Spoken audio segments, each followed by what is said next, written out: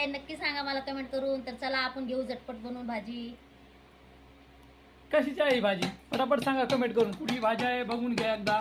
पटापट सांगा बहिणीनो भावानं ही भाजी कशाची आहे. मी घेतलेला आहे मिरच्या आणि लसूण कुटून, कारण ही भाजी अशी साधीच बनवते. तर चला घेऊ आता आपण पटकन भाजी बनवू. कढई ठेवलेली आहे गॅसवर आहे, तर त्याच्यामध्ये आपण तेल बी टाकून घेतलेलं आहे. आता मी ह्याच्यामध्ये हे टाकणार आहे लसूण आणि मिरच्या. तर बहिणीनो भावांनो मला कमेंट मध्ये नक्की सांगा ही भाजी कशाची आहे. तेल तापलेलं आहे, आता मी टाकून घेते.